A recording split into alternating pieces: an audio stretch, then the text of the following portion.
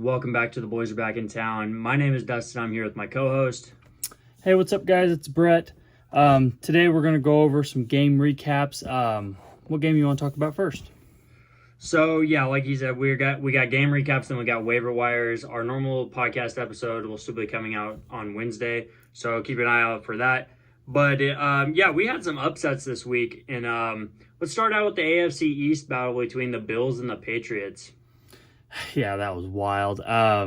Not something I saw coming. And earlier in the week, I saw things about maybe Bill Belichick getting moved on from, fired, and then they signed an extension Sunday morning, and boom, they're winning the game against the Bills. So don't know if Belichick was just holding out and being like, well, we're going to lose games until you sign me or whatever, but it's a joke, but whatever.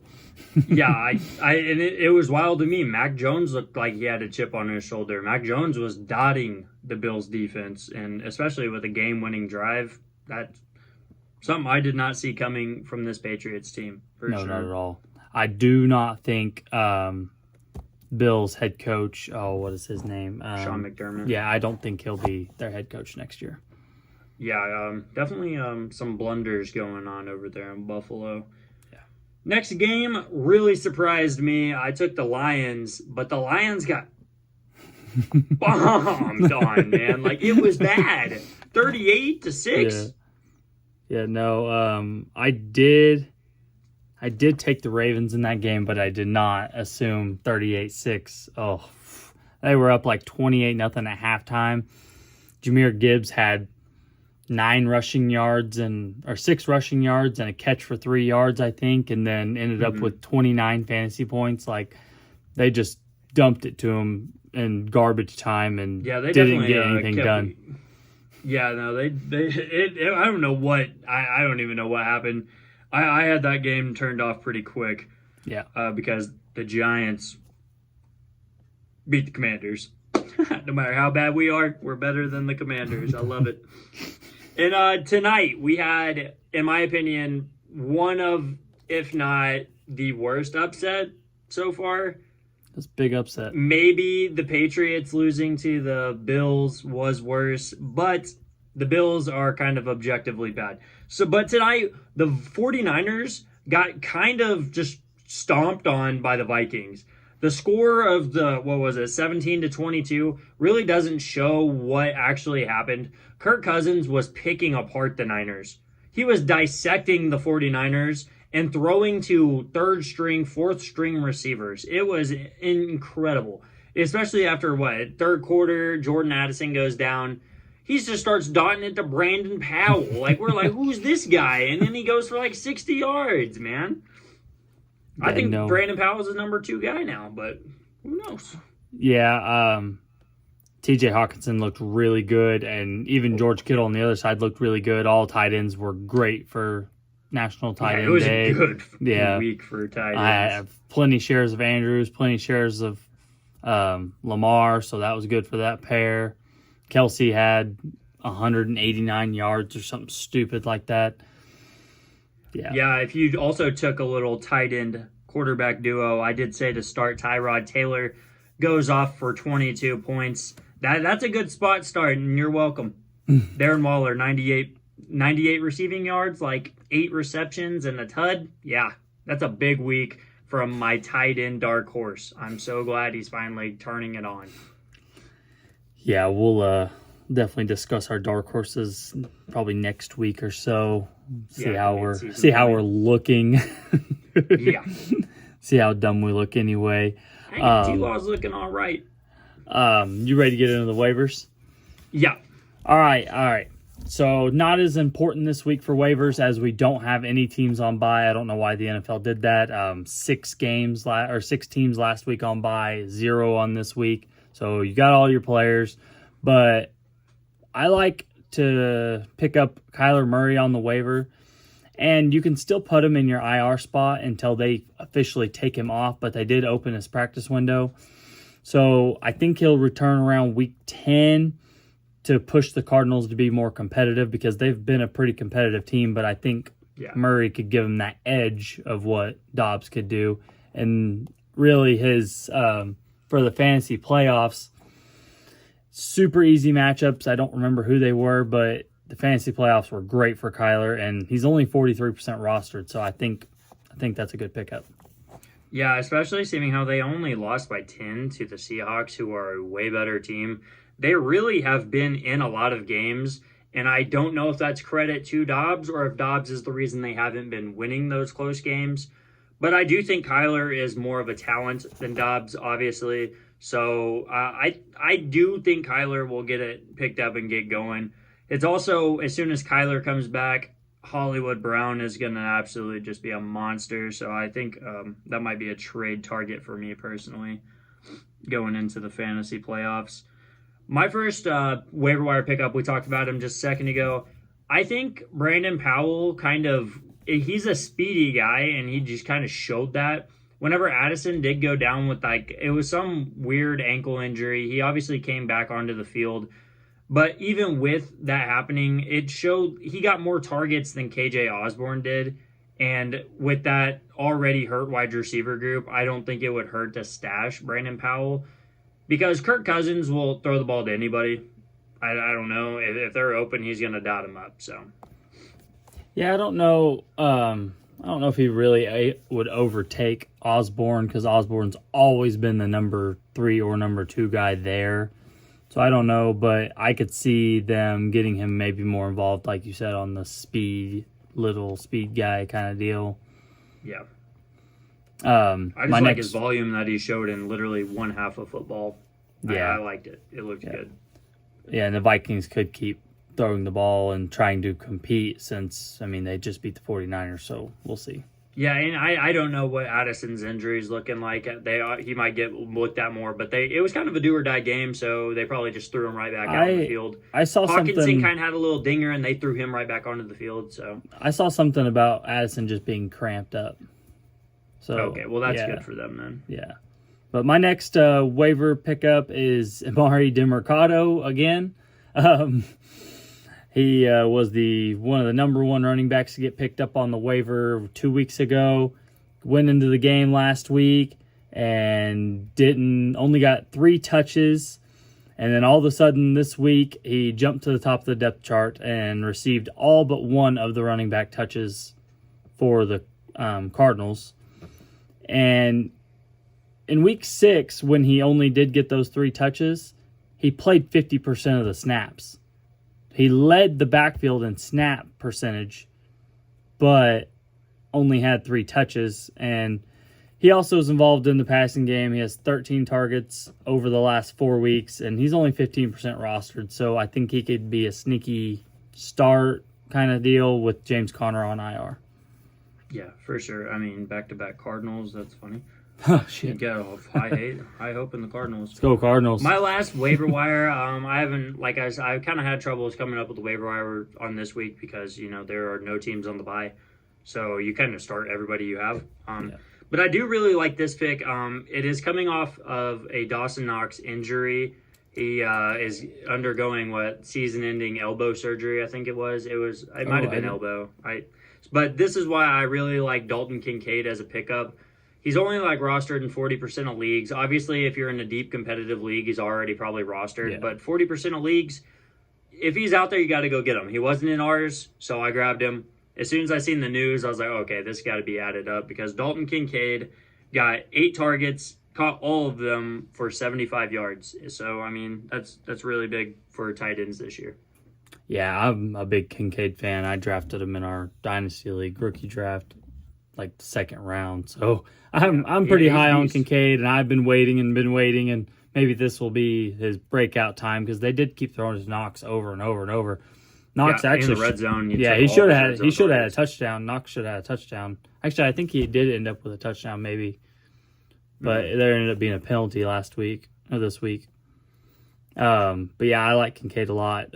My next waiver pickup is Kendrick Bourne. I thought the Patriots offense was done for. I was ready to just bench Ramondre Stevenson, but he's back going too. But Bourne's had 18 targets over the last 2 weeks, and he's played on 93% of the snaps versus Buffalo. So he's the wide receiver 1 for the Patriots, and he has a very easy upcoming schedule, and he's only 20% rostered. So I think if the Patriots can keep humming, then he'll be a good start sometimes. Yeah, I mean, looking at his last 2 games, 10 catches for 89 yards and then 6 catches for 63 yards and a touchdown. That's obviously looking like Mac Jones' favorite target. So, yeah, that's a great one. Yeah, he actually this week, the second to him in snap percentage, I think, was Demario Douglas, actually. So definitely a shakeup at the depth chart there. No more Devontae Parker. I think Juju's been hurt. So, yeah, Kendrick Bourne definitely taken over. I feel like he was a waiver wire pickup in 2018 or something, but I don't know. Yeah, I mean, it's looking good. I mean, especially if the next guy next to you is getting 6 targets, that's not too bad. Yeah. I am done with waivers. So I've got one more. Like to get a hold of a tight end usually because tight end is just rough. And I think we do this once every year.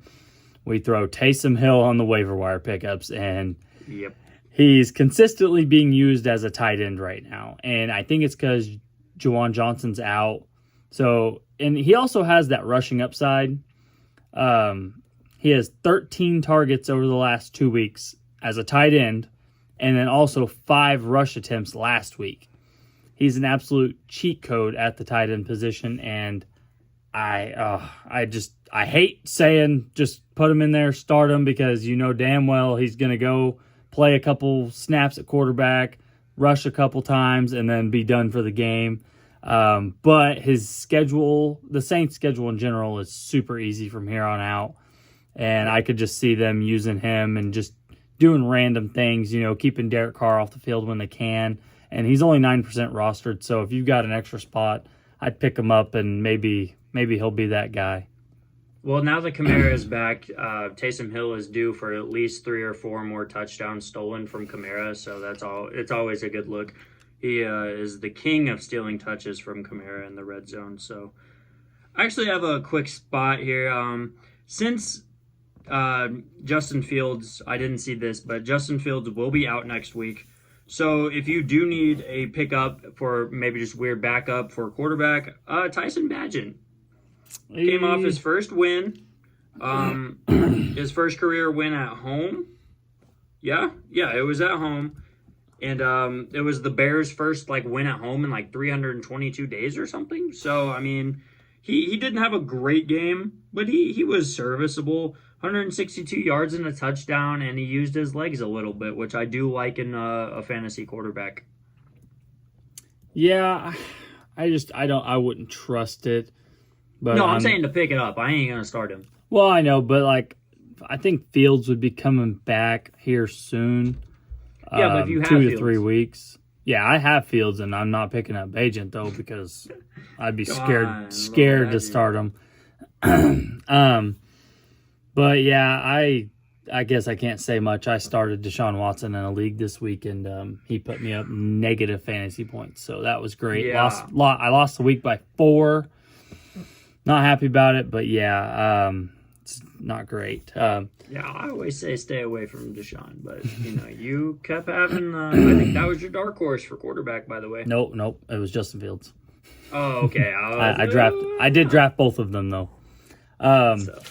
So I got some sneaky stashes. Not really something you probably will have to spend any waiver money on or use a waiver spot.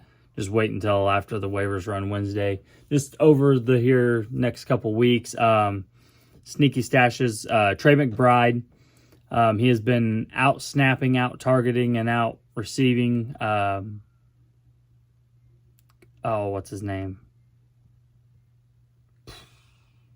Zach Ertz.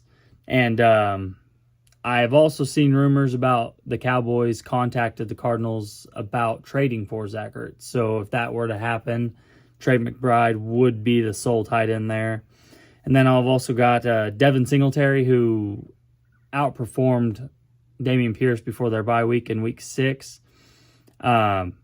He, if for some reason was to take over the backfield next week, that'd be free running back. Also, Keaton Mitchell, super athletic dude. Nobody's really emerging as the number one guy in the Ravens backfield. And I could see Mitchell getting more and more touches as this offense starts looking great. I mean, Lamar looked great. Everything looked awesome. So I think Keaton Mitchell could get more time coming off that injury. And then I've got Jalen Hyatt. You probably know more about him than I do, but I really do think he is one of them guys you can stash and maybe worth something later on down the road. Then I've got some deep in the fantasy playoffs. Yeah, I've got some guys that should just absolutely be rostered everywhere.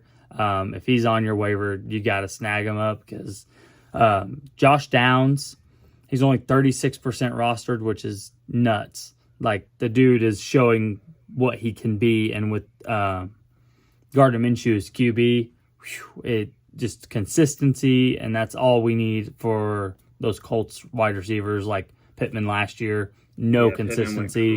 And then this year, looking great. Rashee Rice, number one wide receiver on the Chiefs. He is 58% rostered, which 58% rostered was stupid low to me. I think he should be up in the 70s, 80s.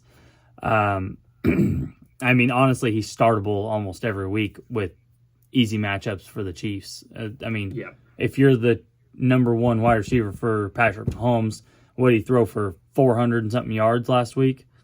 Or this week? It was 4 something and 4 tuds. Yeah, and then he should be rostered in all leagues. Tajay Spears, Titans running back. Lots of rumors of Titans trading Derrick Henry, so if that were to happen, Tajay Spears would look terrific behind that okay offensive line. Definitely not great, but he's still producing alongside Derrick Henry, averaging like 11 fantasy points per game over the last 2 or 3 weeks. So he's only 42% rostered. That should be way up more. Then we got Kareem Hunt. Jerome Ford. Jerome Ford did go down with an injury. Probably will miss next week. I know everyone will think Pierre Strong. Well, I think it's going to be Kareem Hunt to carry the whole workload pretty much by himself. I think he's only on a 1-year deal. So, 64% rostered. I mean, that should be closer to 90%. Jerome Ford has been looking great, so I don't understand why Kareem Hunt wouldn't as well. Jerome Ford is out for the next, I did read something that his knee injury is going to keep him out. So Kareem Hunt is going to get the bulk of the workload for the week. So, at 60% owned, you got to get your hands on that guy. But that's all I've got for today. Sweet. Guys, make sure you drop a like. Helps us out a bunch. Thank you guys so much for 100 subscribers. We've smoked that this weekend. That was easy. That was awesome. If you guys want, go check out the TikTok and the Twitter, and we'll see you guys next time. Peace.